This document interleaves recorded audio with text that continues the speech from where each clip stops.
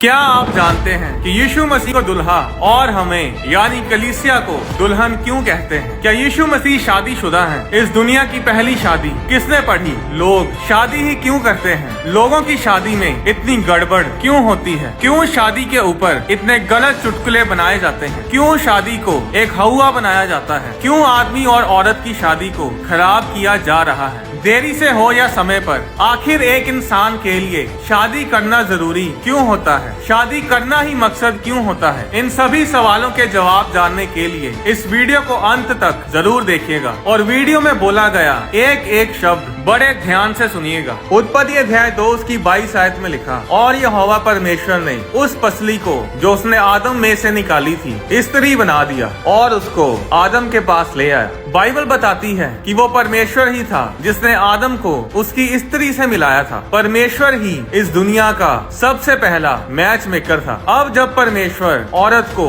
आदम के पास लेकर आता है तो आदम ने कहा, अब ये मेरी हड्डियों में की हड्डी और मेरे मांस में का मांस है, इसलिए इसका नाम नारी होगा, क्योंकि ये नर में से निकाली गई है। वो परमेश्वर ही था जिसने दुनिया की सबसे पहली शादी पढ़ी थी और वो शादी थी आदम और हवा की, और शादी की जगह थी अदन का बाग। परमेश्वर ही ने उनकी शादी पढ़ी और उन्हें आशीष दी, जिसके बारे में उत्पत्ति अध्याय 1 उसकी 27 आयत में लिखा है, नर और नारी करके परमेश्वर ने मनुष्यों की सृष्टि की और परमेश्वर ने उनको आशीष दी और उनसे कहा, फूलो फलो और पृथ्वी में भर जाओ। अब क्या यीशु मसीह शादीशुदा है? इसके लिए हमें उस समय में जाना होगा जब यीशु मसीह शरीर में इस धरती पर रहते थे और देखना होगा कि उस समय शादी होती कैसे थी। यीशु मसीह यहूदी परिवार में पैदा हुए थे। यीशु मसीह जन्म ही से यहूदी थे। पुराने समय में एक यहूदी शादी से पहले दुल्हे को दुल्हन के घर जाना होता था, उसका हाथ मांगने के लिए, मंगनी करने के लिए। जब मंगनी होती है तो दुल्हा और दुल्हन के बीच में एक शादी का एग्रीमेंट, एक वाचा बांधी जाती है, जिसे इब्रानी भाषा में केतुबा कहते हैं। जब दुल्हा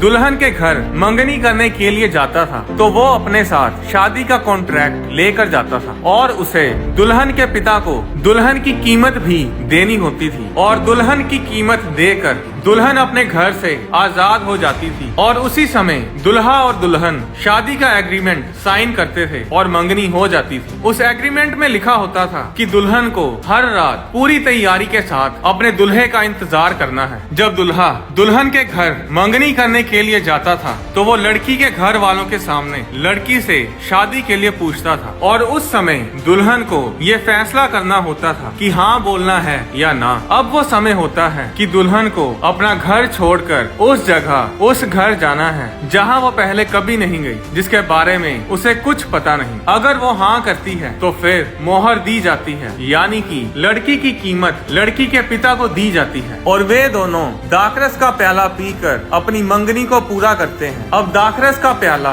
दूसरी बार उस दिन पिया जाएगा जिस दिन शादी होगी, उससे पहले नहीं। और शादी का एग्रीमेंट साइन किया जाता है और उसी समय दुल्हन अपने घर से आजाद हो जाती है। मंगनी के समय दुल्हे को दुल्हन के पिता को दुल्हन की कीमत देनी होती है, जिसे इब्रानी भाषा में मोहर बोला जाता है। अब दुल्हा और दुल्हन उस एग्रीमेंट के जरिए शादीशुदा हो चुके हैं, पर अभी दुल्हन दुल्हे के साथ उसके घर नहीं जाती। एग्रीमेंट के बाद दुल्हा दुल्हन को विदा बोलकर अपने घर वापस चला जाता है ताकि अपनी दुल्हन के रहने के लिए घर तैयार करे। और ये होती है दुल्हे की दुल्हन के पास पहली यात्रा, यानी उसका पहला आगमन। अब मंगनी तो हो चुकी, पर शादी तकरीबन 1 साल बाद होती थी, और ये समय उनका अलग रहने का होता है। दोनों अलग अलग जगह होते हैं। दुल्हन अपने आप को तैयार करती है अपने दुल्हे के लिए, अपने आप को और सुंदर बनाने के लिए, और दुल्हा दुल्हन के लिए घर तैयार करता है। मंगनी के बाद से लेकर शादी वाले दिन तक दुल्हन को अपना चेहरा घूंघट से ढक कर रखना होता था। जब भी दुल्हन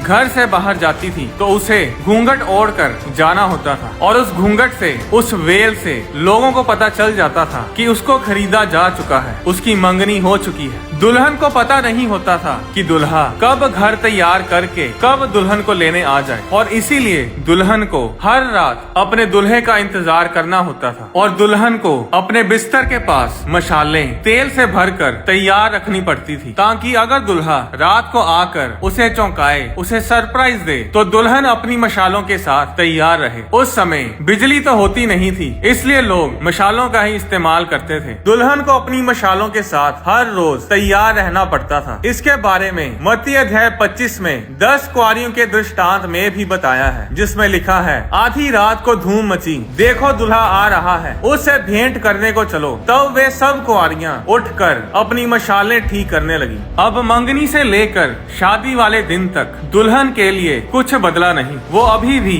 अपने पिता के घर में ही रहती है, वही घर के काम करती है, पर अब वो उस घर की नहीं है। अब वो एक दुल्हन है। अब वो मांगी जा चुकी है, उसकी मंगनी हो चुकी है। उसका घर, उसका कमरा, उसके आसपास सब पहले जैसा ही है, पर अब वो उस घर की नहीं है। अब वो अपने दुल्हे की है। अब उसकी आंखें अपने माँ बाप के घर के ऊपर नहीं, अपने मायके घर के ऊपर नहीं, बल्कि अपने नए घर, अपने ससुराल वाले घर के ऊपर टिकी होती हैं। अब उस दुल्हन को अपने आप को पवित्र रखना होता है और किसी दूसरे पुरुष की ओर ध्यान नहीं देना होता। उसे अब अपने दुल्हे के साथ वफादार रहना होता है। अब उसका काम है कि अपने दुल्हे के लिए खूबसूरत बने और अपने पुराने घर को अलविदा कहने के लिए अपने आप को तैयार करें। एक एक शब्द जो मैं आपको बता रहा हूँ, इसका बहुत ही भयानक और रोमांचक मतलब है, जिसके बारे में आपको इसी वीडियो में थोड़ा आगे जाकर पता चलेगा। अब दुल्हा दुल्हन शादी होने तक एक दूसरे से दूर हैं और ये समय दोनों के लिए बड़ा जोशीला और भावुक होता है। और इसी समय में दुल्हा दुल्हन के लिए तोहफे, गिफ्ट्स भेजता है, जिससे दुल्हन को तसल्ली मिलती है और वो उस आने वाली जिंदगी की राह देखती है। इस गिफ्ट, इस उपहार, इस तोहफे को इब्रानी भाषा में मत्तान कहते हैं। वो तोहफे हीरे जवाहरात या कपड़े होते थे। क्या आप जानते हैं कि दुल्हन को शादी के दिन के बारे में पता नहीं होता था। उसे सिर्फ ये पता होता था कि तकरीबन 1 साल बाद उसका दुल्हा उसे लेने आएगा, पर उसे ये पता नहीं होता था कि शादी किस दिन होगी। हो सकता है दुल्हा जल्दी आ जाए। शादी के दिन के बारे में दुल्हे को भी पता नहीं होता था। शादी के दिन के बारे में सिर्फ दुल्हे का पिता ही जानता था। जब वो अलग ताई का समय खत्म होता है तो दुल्हा एक राजा की तरह तैयार होता है और अपनी दुल्हन को लेने के लिए चल पड़ता है। अब दुल्हन को पता नहीं होता था कि दुल्हा कब आएगा। जब दुल्हा रात को बारात लेकर आता था तो पूरे नगर में खुशी के नारे, बैंड बाजे और तुरहियां फूंकी जाती थी और दुल्हन को बिना बताए ही दुल्हा आता था। दुल्हन के पास इतना समय नहीं होता था कि वो अपने आप को तैयार करे,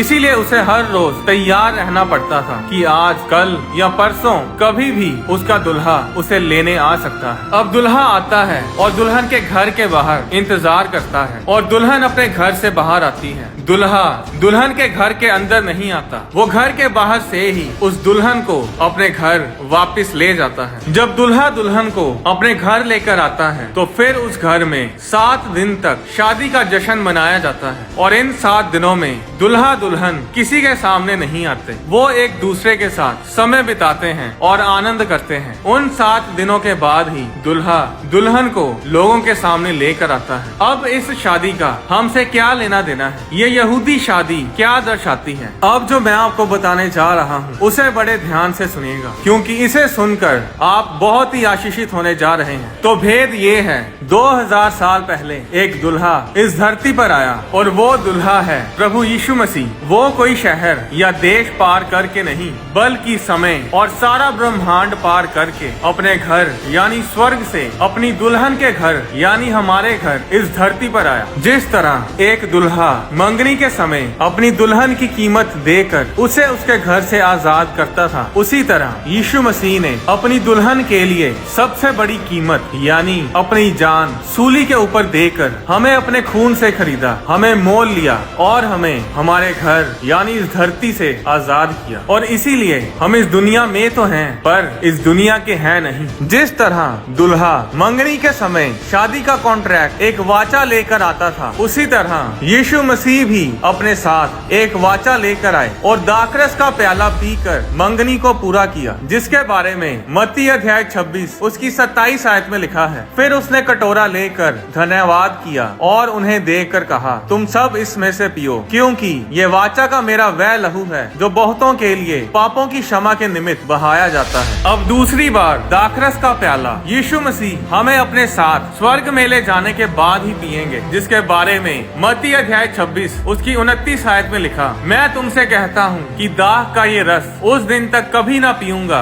जब तक तुम्हारे साथ अपने पिता के राज्य में नया ना पीऊं। अब जिस तरह मंगनी करने के बाद दुल्हा अपने घर वापस जाता है ताकि दुल्हन के लिए घर तैयार कर सके, उसी तरह यीशु मसीह भी अपने घर यानी स्वर्ग में वापस गए ताकि अपनी दुल्हन यानी हमारे लिए घर तैयार कर सके। इसके बारे में यीशु मसीह ने यूहन्ना अध्याय 14 उसकी 2 आयत में कहा, मेरे पिता के घर में बहुत से रहने के स्थान हैं, यदि ना होते तो मैं तुमसे कह देता, क्योंकि मैं तुम्हारे लिए जगह तैयार करने जाता हूँ। फिर आगे 3 आयत में लिखा, और यदि मैं जाकर तुम्हारे लिए जगह तैयार करूँ तो फिर आकर तुम्हें अपने यहाँ ले जाऊंगा कि जहाँ मैं रहूँ वहाँ तुम भी रहो। अब यीशु मसीह वापस स्वर्ग चले जाते हैं और जिस तरह दुल्हा अपनी दुल्हन को इस अलग ताई के समय में गिफ्ट या तोहफा भेजता है, उसे तसल्ली देने के लिए, उसे हिम्मत देने के लिए कि जल्द ही दुल्हन अपने दुल्हे के साथ होगी, उसी तरह यीशु मसीह ने भी अपने जाने के बाद एक सबसे बड़ा और सबसे कीमती गिफ्ट भेजा, और वो गिफ्ट है होली स्पिरिट यानी पवित्र आत्मा। जो समय अब चल रहा है ये वही समय है अलग रहने का, जब दुल्हा दुल्हन के लिए घर तैयार करता है और दुल्हन अपने दुल्हे के लिए अपने आप को तैयार करती है। और जिस तरह दुल्हन मंगनी होने के बाद ही से दुल्हे की हो जाती है पर रहती अपने मायके वाले घर में ही है, उसी तरह हमारी मंगनी यीशु मसीह के साथ हो चुकी है। हम यीशु मसीह के हो चुके हैं पर अभी भी हम अपने मायके वाले घर में ही हैं, यानी इस धरती पर ही हैं। मंगनी के बाद दुल्हन अपने मायके घर के ऊपर ध्यान नहीं रखती, उसका ध्यान अपने नए घर की ओर होता है। उसके आसपास का वातावरण माहौल तो नहीं बदलता पर वो खुश होती है कि वो अब नए घर में जा रही है। जरा ध्यान से सोचिए कि दुल्हन पैदा होती है अपने पहले घर में पर उसका दूसरा घर बनाया ही उसी के लिए जाता है। वो दुल्हे के प्यार की खातिर दुल्हन के लिए बनाया जाता है। उसी तरह हम भी अपने पहले घर में पैदा हुए यानी इस धरती पर हमारा दूसरा घर खास हमारे लिए ही बनाया गया है, दुल्हे के प्यार के कारण यानी परमेश्वर के प्यार की खातिर जो हमारे लिए है। जिस तरह दुल्हन को दुल्हे के आने के बारे में पता नहीं होता था, उसी तरह हमें भी हमारे दुल्हे यीशु मसीह के आने के बारे में पता नहीं है। उस दिन के बारे में सिर्फ दुल्हे का पिता जानता होता है, यानी कि उस दिन के बारे में प्रभु यीशु मसीह भी नहीं जानते कि वो किस दिन अपनी दुल्हन कलीसिया को यानी हमें लेने आएंगे। जब दुल्हा दुल्हन को लेने आता था तो वो दुल्हन के घर के अंदर नहीं आता था, वो दुल्हन के घर के बाहर आता था, बैंड बाजे, तुरहियों और खुशी के नारे के साथ आता था। और आज भी ऐसा ही होता है। उसी तरह हमारा दुल्हा भी बाजों और तुरहियों और खुशी के नारों के साथ हमें लेने आएगा, और वो दुल्हे की तरह दुल्हन के घर में नहीं बल्कि घर के बाहर यानी धरती पर नहीं बल्कि धरती के बाहर ऊपर आसमान में आएगा और हमें अपने साथ अपने घर यानी स्वर्ग में लेकर जाएगा। इसके बारे में 1 थिस्सलुनीकियों अध्याय 4 उसकी 16 आयत में लिखा है, क्योंकि प्रभु आप ही स्वर्ग से उतरेगा, उस समय ललकार और प्रधान दूत का शब्द सुनाई देगा और परमेश्वर की तुरी फूंकी जाएगी, और जो मसीह में मरे हैं वे पहले जी उठेंगे। तब हम जो जीवित और बचे रहेंगे उनके साथ बादलों पर उठा लिए जाएंगे कि हवा में प्रभु से मिलें, और इस रीति से हम सदा प्रभु के साथ रहेंगे। अब जब यीशु मसीह हमें स्वर्ग में लेकर जाएंगे तो बाइबल बताती है कि वहाँ स्वर्ग में मेमने का विवाह होगा और स्वर्ग में 7 साल तक उस विवाह को मनाया जाएगा। प्रकाशित वाक्य अध्याय 19 उसकी 7 आयत में लिखा, आओ हम आनंदित और मगन हों और उसकी स्तुति करें, क्योंकि मेमने का विवाह आ पहुंचा है और उसकी दुल्हन ने अपने आप को तैयार कर लिया है। यह विवाह का जश्न स्वर्ग में पूरे 7 साल तक चलेगा और उन 7 सालों में धरती पर सताव का समय होगा। एंटी क्राइस्ट के समय में जो धरती पर सताव का समय होगा, उस समय हम धरती पर नहीं होंगे, हम यीशु मसीह के साथ स्वर्ग में होंगे। सिर्फ वही लोग इस धरती पर होंगे जिन्होंने यीशु मसीह को अपना उद्धारकर्ता ग्रहण नहीं किया। 7 साल हम स्वर्ग में यीशु मसीह के साथ पार्टी करेंगे, जश्न मनाएंगे, और उन 7 सालों में इस धरती पर सताव का समय होगा। अगर आप ये वीडियो देख रहे हैं तो आप यहाँ इत्तेफाक से नहीं आए, वीडियो को बड़े ध्यान से देखते रहिए, क्योंकि ये वीडियो आपकी आंखें खोलने वाली है। फिर उन 7 सालों के बाद यीशु मसीह अपनी सेना के साथ धरती के ऊपर आएंगे और एंटी क्राइस्ट यानी मसीह विरोधी और फॉल्स प्रॉफिट और उनकी सेना के साथ युद्ध लड़ेंगे, ये एक अलग विषय है। इसके बारे में मैं आपको एक अलग वीडियो में बताऊंगा। अभी सबसे जरूरी बात ये है कि हम उस मंगनी और शादी के बीच वाले समय में जी रहे हैं और हमारा दुल्हा यीशु मसीह किसी भी समय अपनी दुल्हन कलीसिया को यानी हमें लेने आ सकते हैं। और मैं आपको बता रहा हूँ कि समय बहुत नजदीक है, क्योंकि वो जल्द आने वाला है। पर सवाल ये है कि क्या हम यीशु मसीह के साथ जाने के लिए तैयार हैं? जब वो बादलों पर हमें लेने आएगा तो क्या हम यीशु मसीह के साथ जा पाएंगे? क्या हम पूरी तैयारी करके बैठे हैं? अगर आप ये सोच कर बैठे हैं कि यीशु मसीह के आने से कुछ समय पहले आप तौबा कर लेंगे तो आप गलत फहमी में हैं, क्योंकि ये इतनी जल्दी होगा कि आपको पता भी नहीं चलेगा। पलक झपकते ही मसीह की दुल्हन यानी कलीसिया यानी हर एक विश्वासी जो मसीह पर विश्वास रखता है वो सब स्वर्ग में ऊपर उठा लिए जाएंगे और अविश्वासी नीचे रह जाएंगे। तो कौन है परमेश्वर की असली दुल्हन? हर एक जन जिसने यीशु मसीह को अपना उद्धारकर्ता ग्रहण किया है, हर वो जन यीशु मसीह की दुल्हन है और वो आज भी आपके दिल के दरवाजे पे खटखटा रहा है। प्रकाशित वाक्य अध्याय 3 उसकी 20 आयत में लिखा, देख मैं द्वार पर खड़ा हुआ खटखटाता हूँ, यदि कोई मेरा शब्द सुनकर द्वार खोलेगा तो मैं उसके भीतर आकर उसके साथ भोजन करूंगा। परमेश्वर तो दरवाजा खटखटा रहा है, पर अगर आप दरवाजा खोलेंगे नहीं तो वो अंदर नहीं आएगा। परमेश्वर किसी पर अपनी मर्जी नहीं थोपता। फैसला आपने करना है कि आप उसे अपना उद्धारकर्ता ग्रहण करना चाहते हैं या नहीं। अगर आप यीशु मसीह को अपना उद्धारकर्ता ग्रहण करना चाहते हैं तो ये छोटी सी प्रार्थना मेरे साथ बोलें। प्रभु यीशु मसीह, मैं मानता हूँ कि मैंने पाप किए हैं और मैं अपने आप को अपनी ताकत से बचा नहीं सकता। मैं विश्वास करता हूँ कि आप मेरे लिए इस धरती पर आए, मारे गए, गाड़े गए और तीसरे दिन मुर्दों में से जी उठे। मैं आपका धन्यवाद करता हूँ कि आपने मेरे पापों को अपने ऊपर लिया और मुझे अनंत जीवन दिया। मैं अपनी जिंदगी आपके आगे समर्पित करता हूँ। प्रभु यीशु मसीह, आप मेरे दिल में आए। मैं आपको अपना मुक्तिदाता, अपना उद्धारकर्ता ग्रहण करता हूँ। आमीन। अब सवाल आता है कि आजकल इतने तलाक क्यों हो रहे हैं? क्यों शादी के ऊपर इतने गलत चुटकुले बनाए जाते हैं? क्यों पति पत्नी के रिश्ते को ठट्ठों में उड़ाया जाता है? इसका जवाब ये है कि शादी किसी मनुष्य के द्वारा नहीं बनाई गई, बल्कि खुद परमेश्वर के द्वारा बनाई गई है। आदि में जब परमेश्वर ने इस दुनिया की सृष्टि की तो परमेश्वर ने हर जीवित प्राणी का जोड़ा बनाया था, हर जानवर का एक साथी बनाया था, पर आदम अकेला था। और जब परमेश्वर ने देखा कि आदम अकेला है और इसका अकेला रहना सही नहीं, तो परमेश्वर ने उसके लिए उसका साथी यानी उसकी पत्नी को बनाया। परमेश्वर ने कहा था कि पति पत्नी दोनों एक तन होंगे, इनमें कुछ भी अलग अलग नहीं होगा। एक पति अपनी पत्नी से अपने समान प्रेम रखे और पत्नी भी अपने पति का भय माने। ऐसे बहुत से वचन बाइबल में लिखे हैं जो हमें सिखाते हैं कि हमें जीना कैसे है। क्योंकि परमेश्वर ने ये वचन कहे हैं, इसीलिए शैतान पूरी कोशिश करता है कि इन वचनों को तुड़वाया जाए, क्योंकि जो कुछ परमेश्वर का वचन कहता है, शैतान हर उस वचन की खिलाफत करता है जो परमेश्वर के मुंह से निकला है। आज कई लोग शादी करने से डरते हैं। शादी परमेश्वर की ओर से है। जो कोई शादी के खिलाफ कुछ भी बोलता है या आपके दिमाग में शादी के लिए नफरत पैदा करता है, वो शैतानी है, वो परमेश्वर की ओर से नहीं है। आप अगर एक सफल वैवाहिक जीवन जीना चाहते हो तो आपको परमेश्वर का वचन पढ़ना होगा और उस पर चलना होगा, क्योंकि जिसने शादी को बनाया सिर्फ वही बता सकता है कि शादी को चलाना कैसे है। शादी के साथ जुड़ी और भी गहरी बातों को मैं आने वाली वीडियोस में शेयर करता रहूंगा। और एक और बात, इस YouTube चैनल के लाखों मिलियंस में व्यूज आते हैं, पर 80% व्यूज उन लोगों से आते हैं जिन्होंने चैनल को सब्सक्राइब नहीं किया। तो अगर ये चैनल आपके लिए आशीष का कारण है तो इसको सब्सक्राइब जरूर करें और बेल नोटिफिकेशन को जरूर दबाएं, क्योंकि जितने ज्यादा सब्सक्राइबर और लाइक्स वीडियोस के ऊपर आते हैं उतनी ज्यादा वीडियो